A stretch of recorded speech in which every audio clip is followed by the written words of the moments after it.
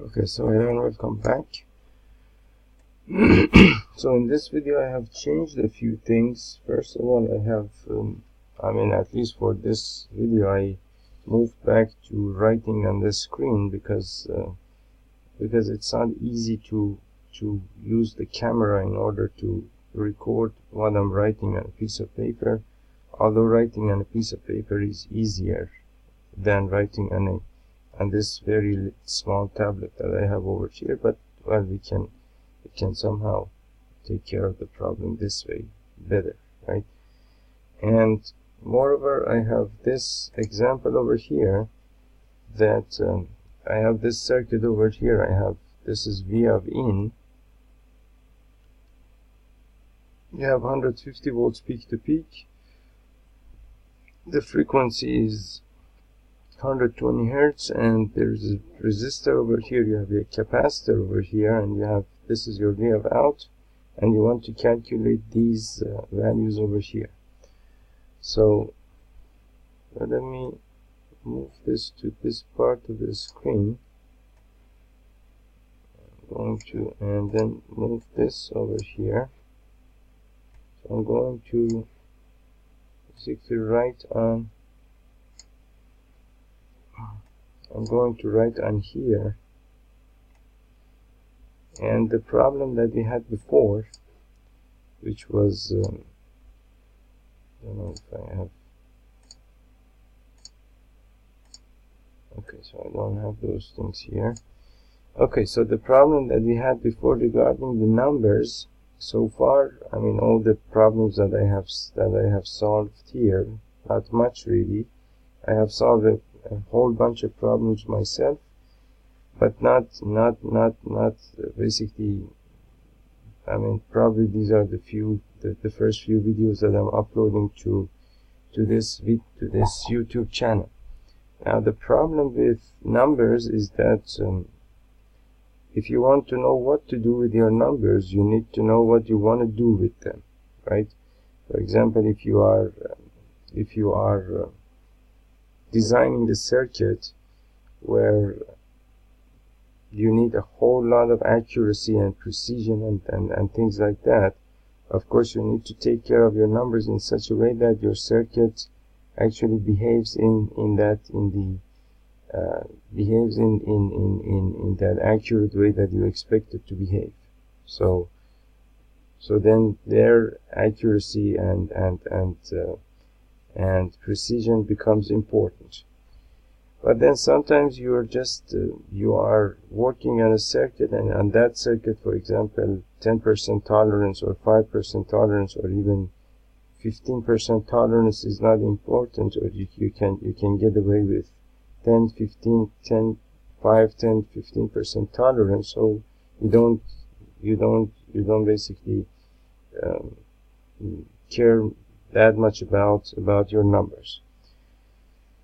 So in short, you need to know what you want to do with your numbers. Otherwise you will be confused, and you won't really know how to round your numbers, because as you saw, when you do a calculation, you will get a whole bunch of numbers, for example, at least 10, 13, 15 digits, for example, for a voltage.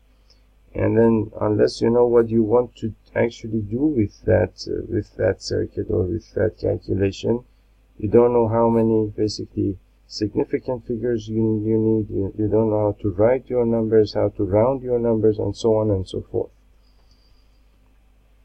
So now what I will do with the numbers, I will let you know while I'm doing it, because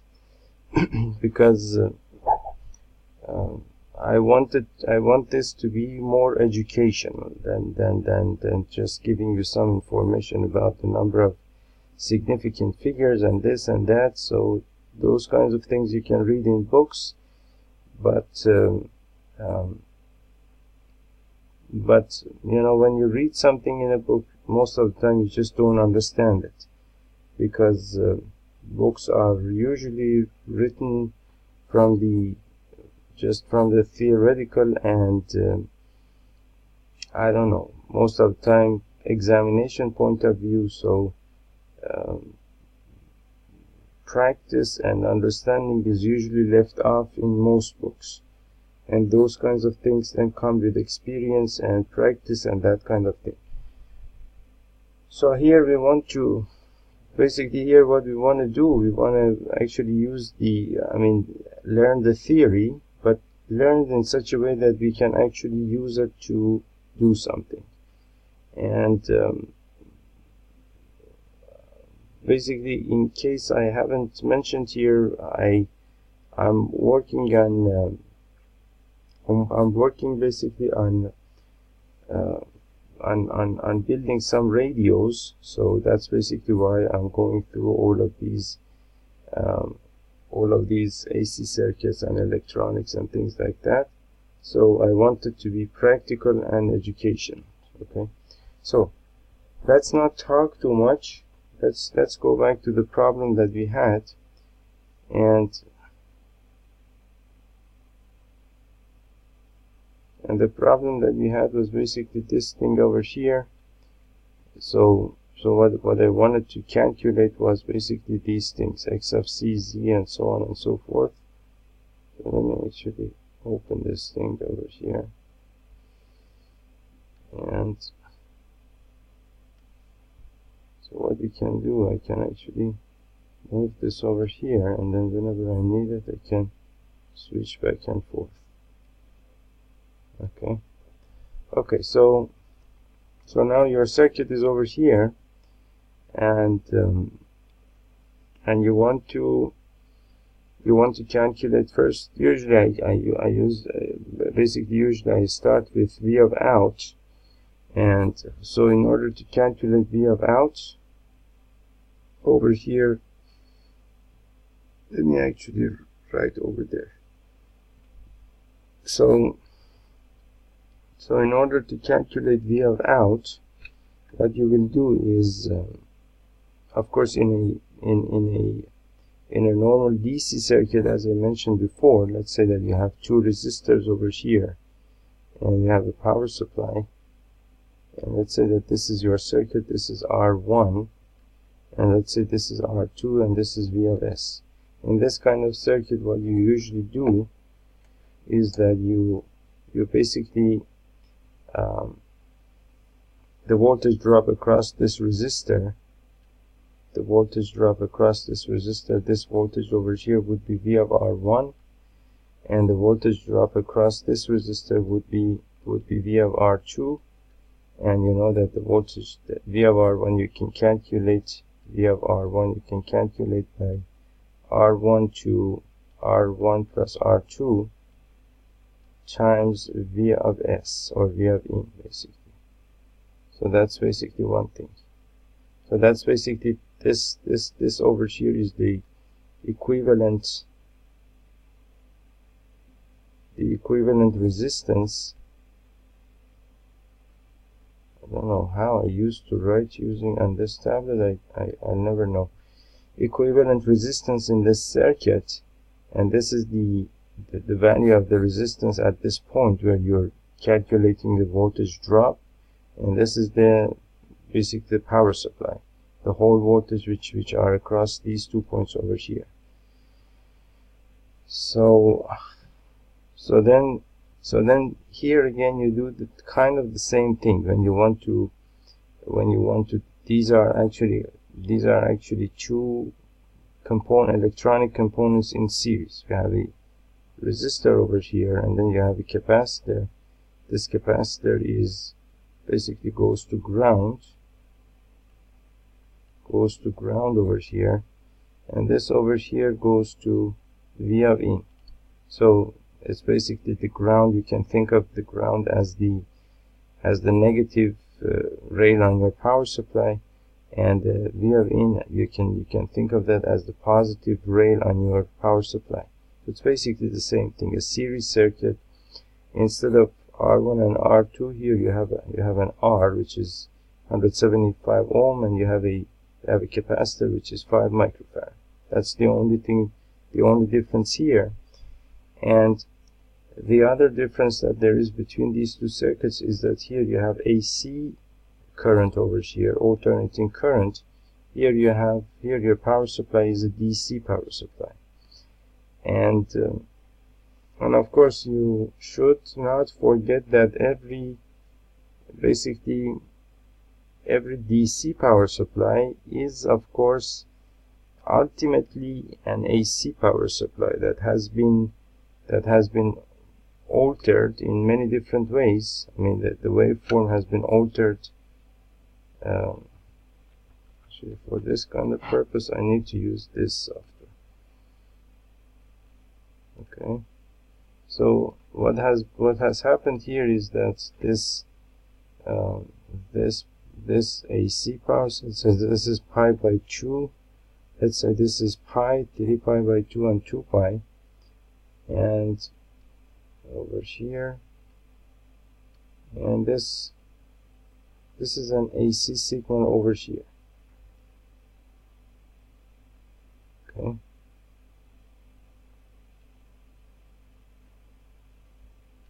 Okay, so this is an AC signal over here. Now, if you basically take this AC signal and pass it through, for example, a rectifier, a diode, for example, a bridge rectifier. If you pass it through this bridge rectifier, something like this. So if you have a rectifier diode over here, and then the same thing, for example, if you connect this over here, and then if you connect this way over here, another diode, and then if you connect another diode over here, and connect all of these together, that would be negative, that would be positive, and this would be AC and AC. So then if you take your AC signal over here and connect it to these two poles on this bridge, and this bridge rectifier here, you will get a DC signal, positive and negative, and that would be basically some signal like this. For example, probably the RMS value of this AC signal, which would be a, so this would be V of out, and this would be, for example, time. So now this is, for example, V is equal to, for example, 10 volts DC, and this is, for example, V is equal to, like, for example, 15 volts AC peak to peak. Okay, so that's basically what that means, is that this DC signal, of course, usually in practice what you do is that you put a capacitor. You put a capacitor over here, actually that way. You put a capacitor over here. Okay, so there's a capacitor here, and this capacitor is connected over here, and then this becomes positive and negative, and this capacitor will be something like a, I don't know, 500 microfarad, for example, 20 volts DC. You put this capacitor over here, and this will act as a reservoir that will basically provide you with the voltage and the current that your circuit needs. And then the output over here on these two points is going to be this voltage over here, which is a straight line, a horizontal straight line that is not changing over time anymore, but this voltage is changing over time. So that's basically DC and AC, meaning that every DC voltage is basically in nature it's an AC voltage that has been rectified and has become a direct current. Otherwise, naturally no DC voltage exists except that you basically create it, and of course there you need to put in some energy in order to get this waveform out of the waveform that you have on your source. Okay, so that is that. Now I'll be right back with you. Okay, so that's basically about DC and AC. And one more thing that we could add over here is that basically, even though on an oscilloscope, for example, if you had a DC signal, you would see a in most cases you would see a completely straight horizontal line. If you actually had enough bandwidth on your oscilloscope to zoom in horizontally on your signal, you would still find the same fluctuations over time in the current in your signal. That would still be there, meaning that you cannot, it's not possible to actually take this signal and straighten it out completely. You can straighten it out to some extent, but still that the fluctuation is going to be there. And of course, again, if you had some sort of oscilloscope with which you could actually, let me put this camera over here.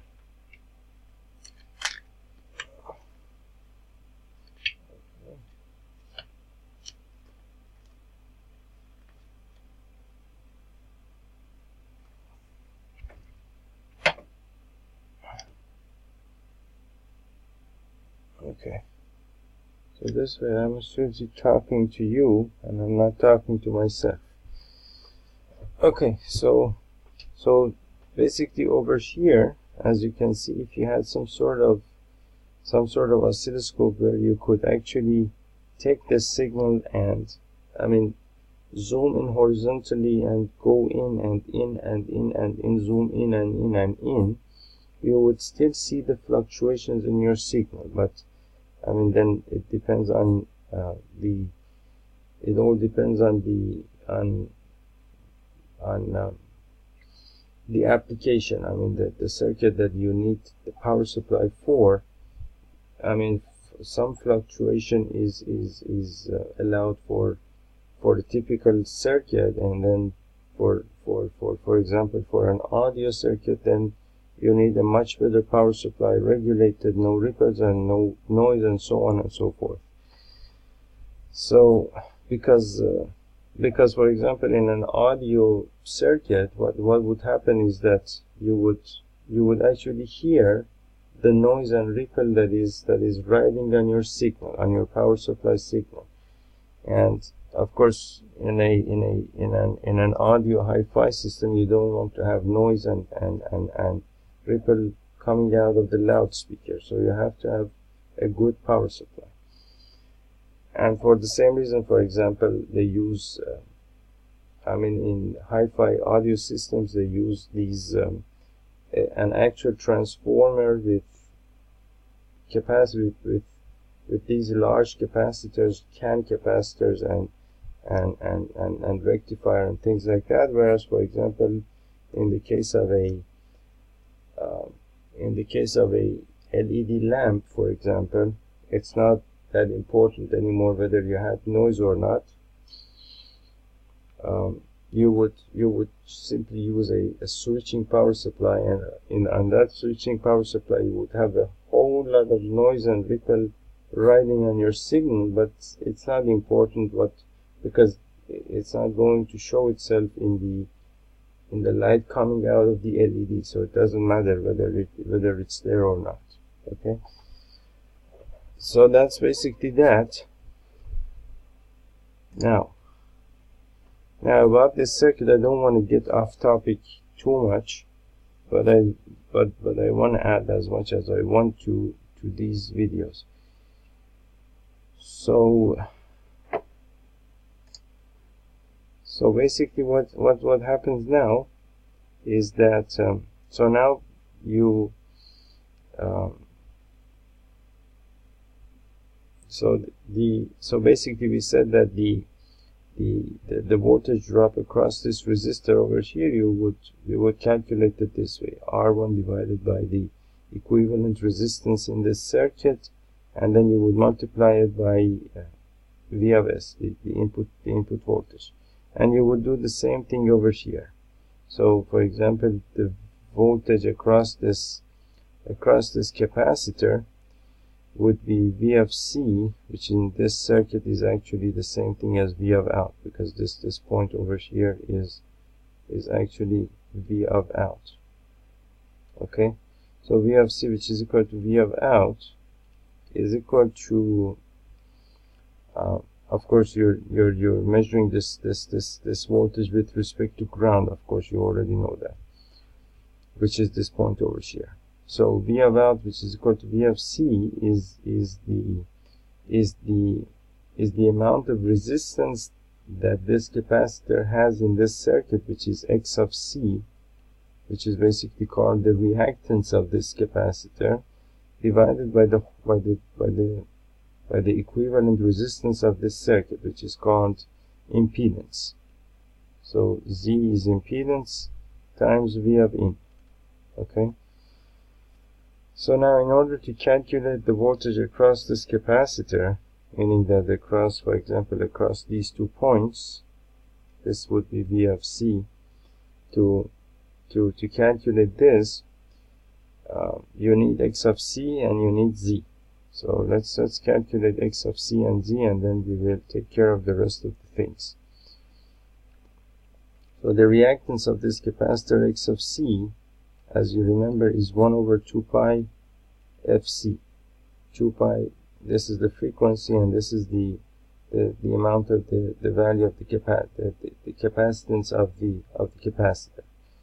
So this is equal to 1 over 2 pi, and the frequency was 120 Hertz times 120 times C, which was 5 microfarad, if I'm not wrong. 5 microfarad. So that's 5 into 10 raised to the power negative 6 farad. Okay. Now, if I use a calculator and I can use my trusty Microsoft calculator.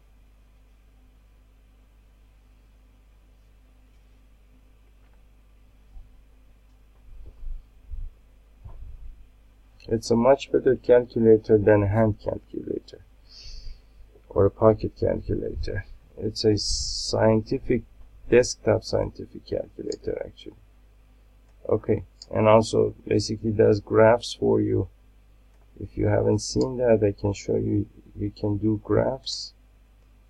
You can do graphs on this thing.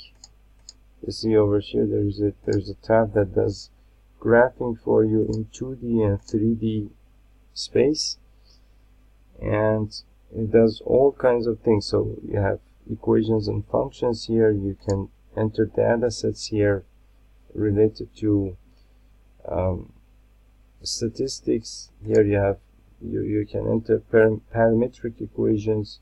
Here you can have inequalities as well, and here there is some graph control, which is right now not working anyway, and you can download it free of cost from Microsoft.com. So it's a great calculator to have on your desktop if you happen to work on your computer. Okay, so I'm not sure. I have never used these things over here. Okay, so here you have equal sign, here you have not equal sign, here you have greater than or equal sign, and so is true. This is and, or, x or not, c by d, fraction. Okay, this is a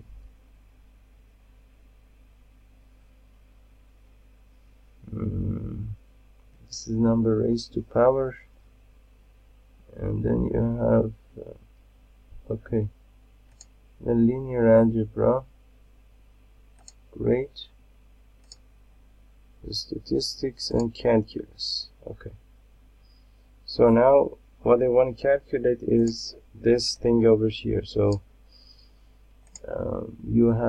I can use this fraction over here and put a 1 over here, because I don't have I cannot raise it to the power negative 1. So 2 pi times 120 times 5 times 10 raised to the power negative 6, and it's equal to 265. Oh, okay. So now let me do this on my hand calculator as well, just to make sure that everything is right. So 2 pi times 120 times 5 into 10 raised to the power negative 6. Oops, what happened? 1 over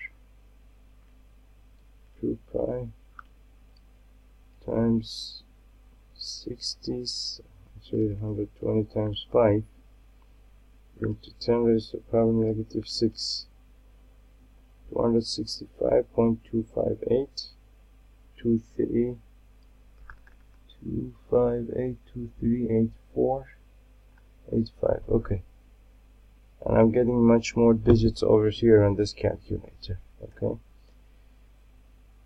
alright, so this is now my number, and you see, when it comes to dealing with your numbers, it's important to know where your numbers actually have come from.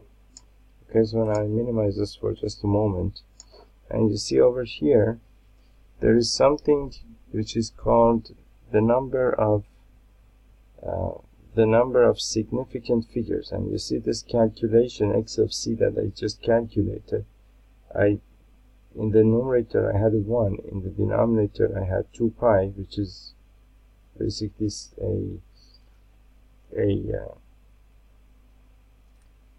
two basically is a constant, is not important here. Pi over here is I mean, ultimately it's just some sort of approximation to the actual value of pi, and the actual value of pi is actually not known to anyone. You can just keep calculating and calculating and calculating, and you can just keep going. It's a non-terminating irrational number. So, and you know that irrational numbers, the decimal representation of those numbers is just non-repeating, non-terminating. You just keep getting different digits all the way up to infinity. What that means is that your pi is going to be, I mean, based on the calculator that you're using. Let's say that your calculator is using, for example, I don't know, like probably 20 significant figures of pi, probably not more than that, or even 10, I don't know really, but probably typically it should be around 10-15 significant figures. So that's not important here compared to the number of significant figures that I already have based on the values that have been given to me. For example, here I have 175, I have 3 significant figures, and here I have 150 volts peak to peak, 2 significant figures, and 120 hertz, 2 significant figures, and here I have 1 significant figure. So normally what you would do is that you would round everything to just 1 significant figure. I mean, more than that, I mean, in reality, more than one significant figure, whatever basically value you had, would be simply just garbage, because it's just coming. I mean, there is all kinds of uncertainty in those digits, and so you should discard them. You should just round your number to 1 significant figure. But then, for example, over here what you have is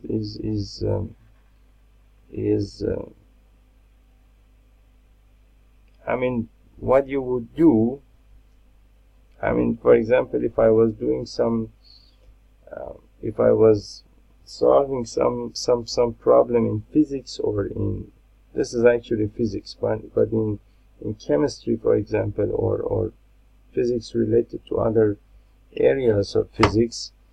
So the number that the calculator has given me is basically 265.258, for example, 2385. So this is the number that the calculator has given me. You can actually see it over here. So it's 265.25882384864, and so on and so forth.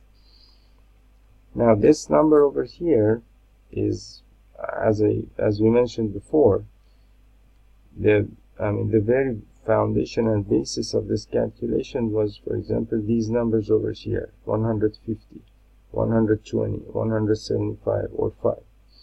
And you should actually stick to the least number of significant figures that you have here, meaning that, for example, the number of significant figures that you have here is actually 5. So then what you would do, you would actually take this number, and round to one significant figure, and one significant figure would be this basically last digit over here, and then you would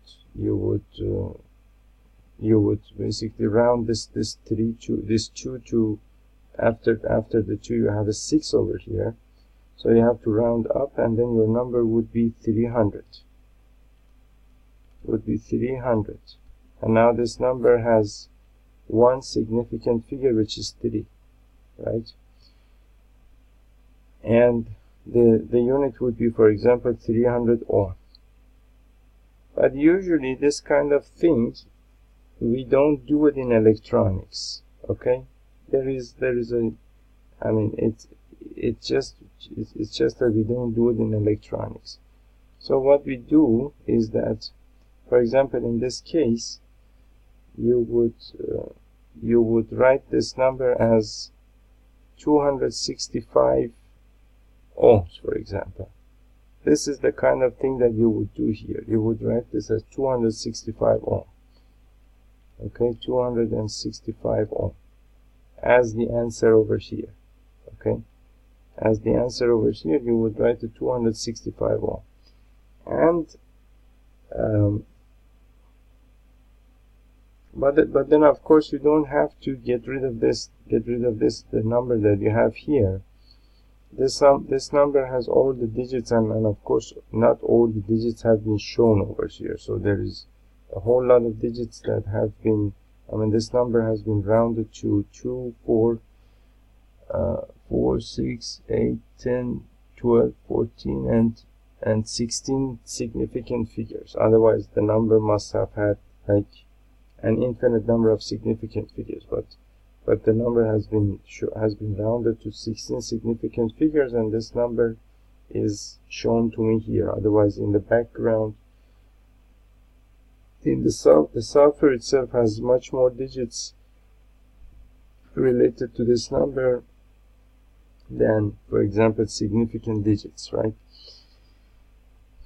So basically that's what you do in this case, and you can keep this number, and then in the rest of the calculation you can actually use it. You don't have to get rid of this number, but when you want to write it down, you can just get rid of all of these decimal places, because even in this number there is uncertainty in this digit over here, and there is also uncertainty in this digit over here. So if you were to do the right thing, what you would do would be that you would actually round this up to a 3, and you would write this as a 300 ohm.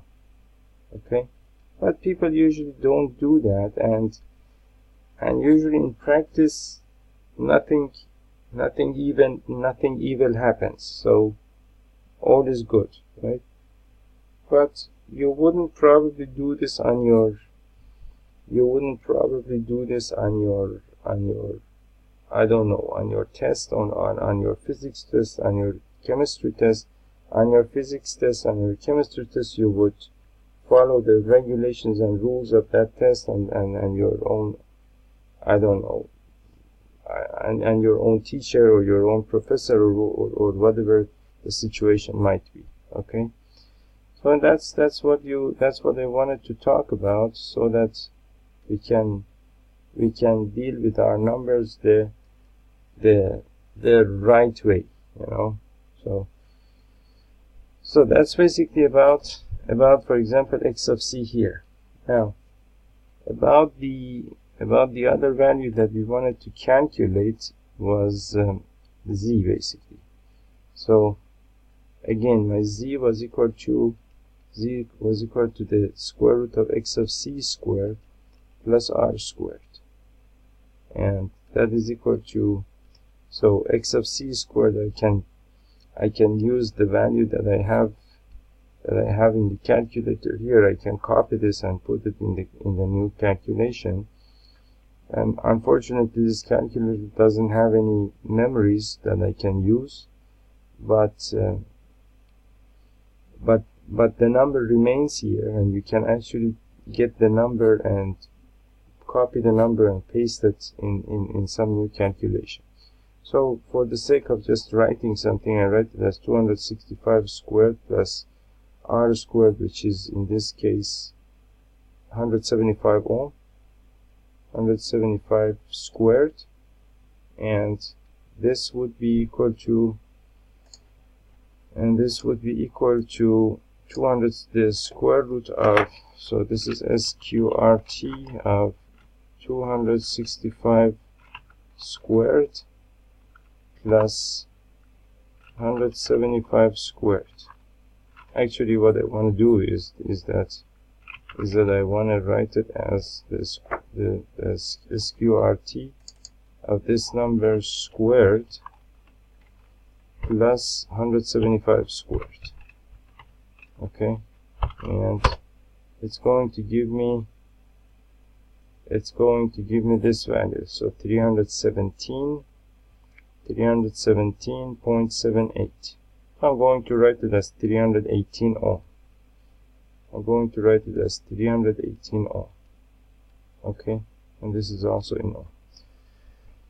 So now if you want to calculate V of C, the output voltage, or the voltage across this capacitor, V of C would be equal to, so V of would be equal to x of C divided by Z times V of in, which is equal to this value 265 divided by 318 times V of in, which was 150 volts peak to peak, 150 volts peak to peak, which is equal to, so that's 265. So I have to use this thing over here, which is a fraction. Then I use this over here, and then this is Z, I use it over here, and then multiply it by 150 volts peak to peak, and that's equal to 125 volts peak to peak, 125 volts peak to peak. Okay, so that's V of C. The next thing that I want to calculate is so we have already done these three, and V of R. So we said that in this kind of circuit, the relationship there is between V of in and the voltage drop across the resistor and the voltage drop across the capacitor is actually this relationship, which is basically V of in squared is equal to V of R squared plus V of C squared. So V of in squared was basically 150 volts peak to peak, 150 volts peak to peak squared, and V of R squared is basically what I want to calculate, plus V of C squared, which is 125 volts peak to peak. So V of R squared is equal to 150 squared minus 125 squared. So V of R is equal to the square root of 150 squared minus 125 squared, and that is equal to and that is equal to 150 squared, so that is x of c, which is basically this thing over here. X of c, 100, 200.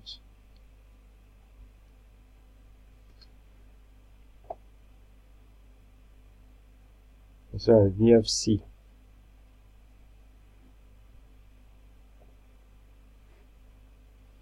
So v of r is equal to square to the square root of 150 squared, which was basically v of in 150 squared minus 125 squared, which is basically this value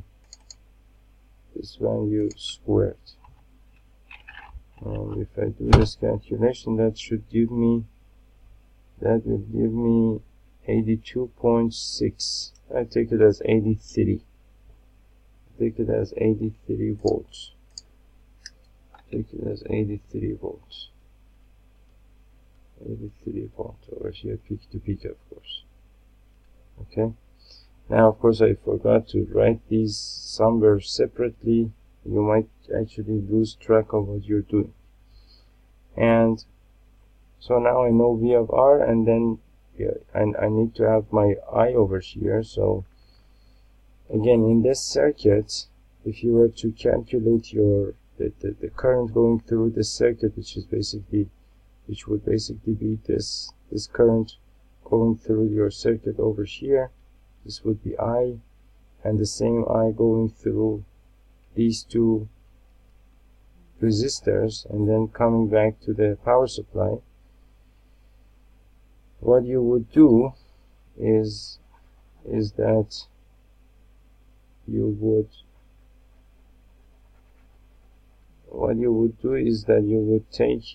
use the Ohm's law. V is equal to IR, so I is equal to V to R. So, and then this V would be, of course, V of power supply, V of S. So I would be equal to V of S times R of equivalent, and its R of equivalent would be equal to, this would be V of S, and R of equivalent would be R1 plus R2. R1 plus R2, that would be I in this circuit. That you already are familiar with. Now, in this circuit over here, you do the same thing. You use the same kind of basically the same kind of formula. I is equal to V to R, but the equivalent resistance in this circuit is called impedance, and that would be V of in, of course. So then I is equal to V of in to Z. Okay, so I is equal to V of in to Z. So your V of in is equal to I don't know, 150 volts peak to peak. 150 volts peak to peak, and your Z was 318 ohms. 318 ohms, which is equal to, so if you have 150 volts peak to peak divided by 318 ohms, sorry, that should give you 0.47 amps peak to peak. 0.47 amps peak to peak. That's 47. That's 470 that's 470 milliamp peak to peak. 470 milliamp peak to peak. Okay, and that's it. That's it for the current.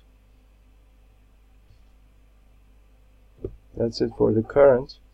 And then you need to calculate your phase angle, or the phase difference. And the phase difference again is nothing but this thing over here. So if you have, you can you can use some vectors over here. This is the voltage across the resistor, and if this would be the voltage across the capacitor, and if you form a square or a rectangle over here, this would be the voltage across the this would be the V of in, and this would be the current going through your circuit, and this angle would be theta, and this angle you can call it phi, for example. And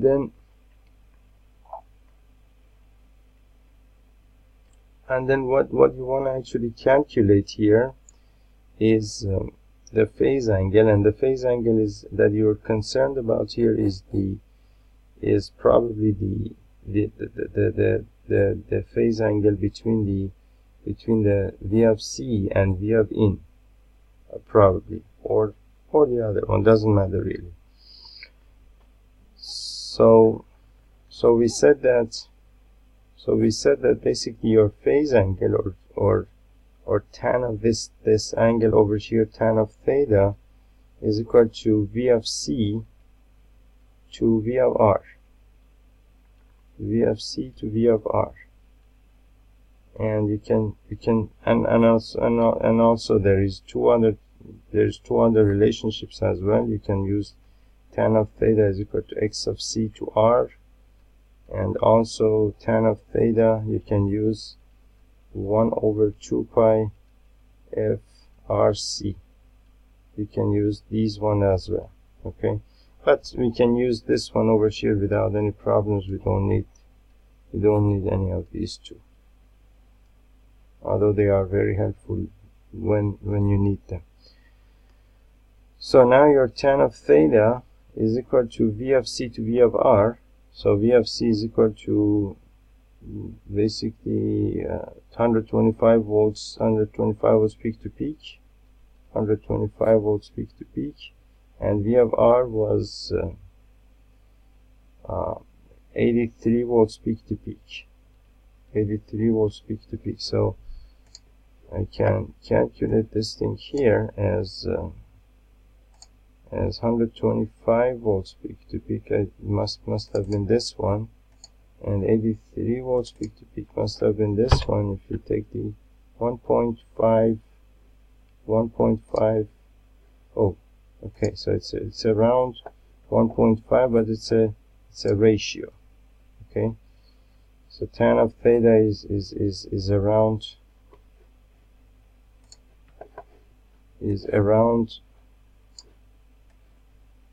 1.5, is approximately 1.515, actually 1.6 if I were to but now theta is equal to the tan inverse of this ratio, 125 to 83, 125 to 83. And it's actually interesting that, okay, so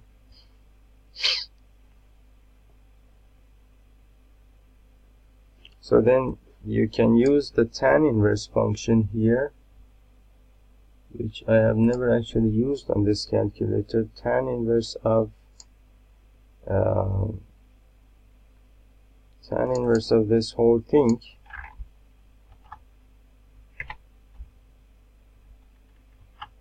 okay, will give you 56.58 degrees. So theta is equal to 56.58 degrees. Okay, so here I have to actually round it to, for example, the 100th of a degree. Otherwise I will not be able to calculate the other one.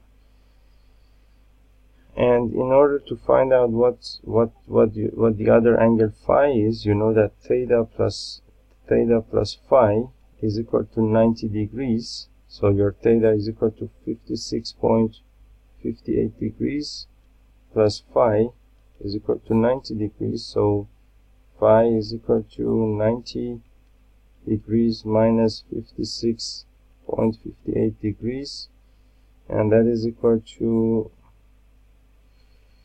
90 minus 56.58. Okay, so that's an 8, 9, 9 and 10. That's a 2, that's a 4, 3 and 3, 33.42. 33.42 degrees. That's your phi. So that's basically that. Okay, so now in order to make sure that we did everything right, x sub c over here is supposed to be around 265 ohms. 265 ohms.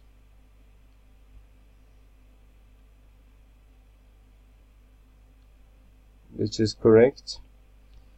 Z is supposed to be around 317 ohm, which is correct. And V of C is around 125 volts peak to peak. V of R is supposed to be equal to 83 volts peak to peak. V of R 83 volts peak to peak. And your current is supposed to be around 472 milliamps, which is correct. And the phase angle is theta is equal to 56.58, same thing, correct. Okay, so I hope that you have enjoyed this video.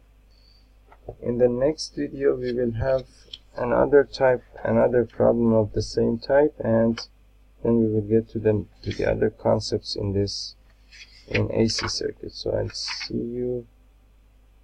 Oh, actually we have no other problems anymore, but some other concept that we will actually take care of in the next video. I'll see you in the next video. Thank you.